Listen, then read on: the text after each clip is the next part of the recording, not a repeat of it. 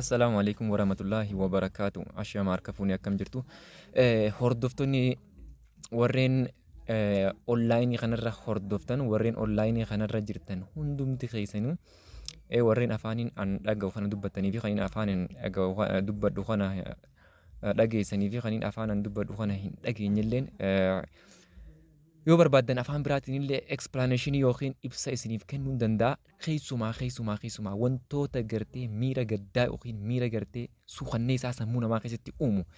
kanneen gartee chaanaalii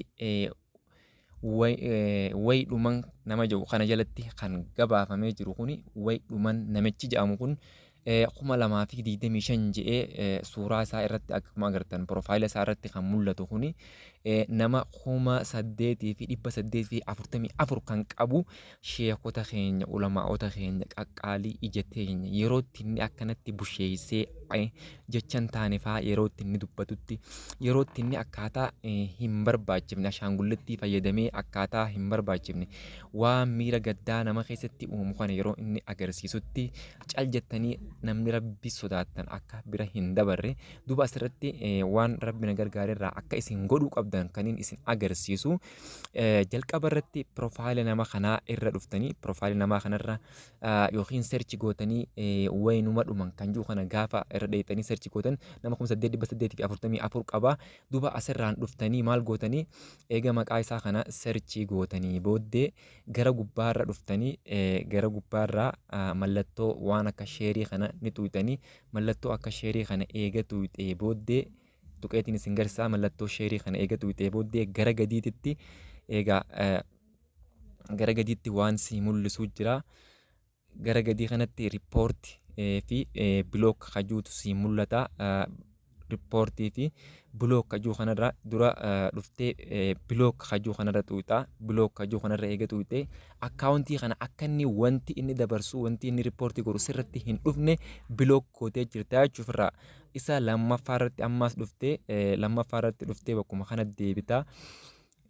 bakkuma sheerii kana deebita bakka sheerii kana eega tuqattee booddeedha bakka sheerii kana tuqattee ammaas gad dhuftaa riippoortii bakka jiru kana tuqattaa bakka riippoortii jiru kana unoo as jala kanaa taara diimaatti si mareessee agarsiisin jira bakka riippoortii jiru kana tuqattaa eegaa riippoortii bakka jiru kana eega tuqattee booddee gara isteeppiitti aanutti adeemtaa dhiifama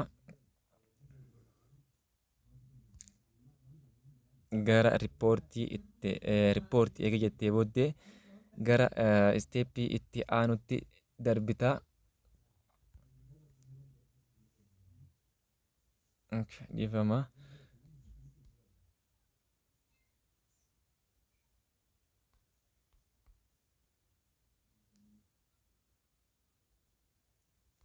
okay.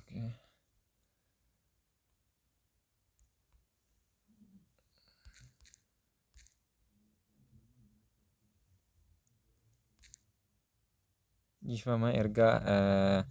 meseejii telegiraamarraan dhufuutuun rabbashee waan ta'eef dhiifama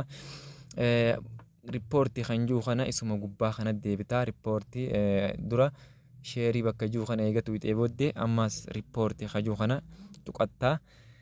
riippoortii isa jaamu kana eega tuqattee booddee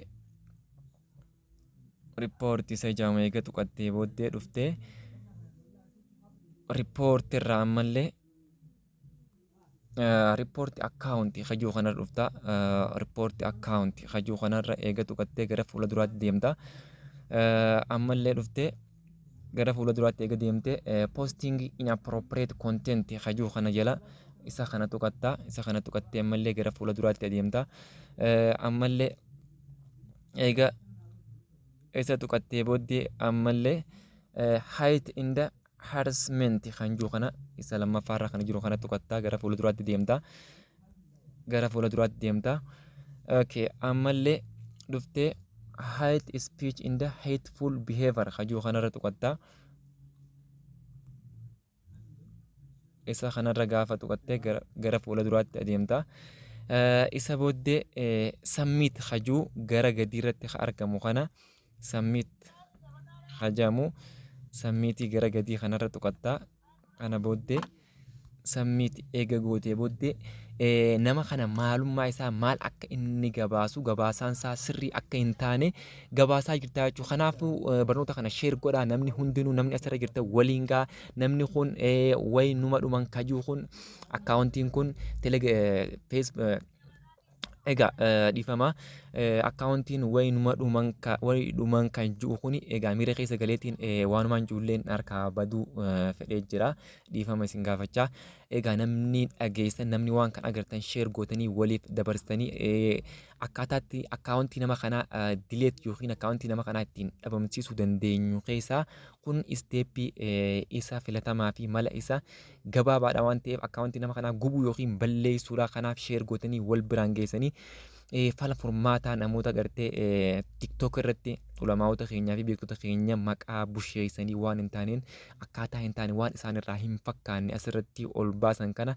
egaa rabbiin akkaataatti qabu qabaa isaa silaa ni qabaa nuti ammoo gamada keenyaa waan dandeenyuun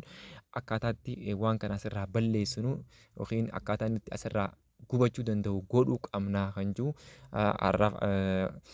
ergaa kana akka dandeessanitti hamma dandeessanitti wal biraan nagaa. Assalaamu alaikum warahmatullaahi wabarakaatu.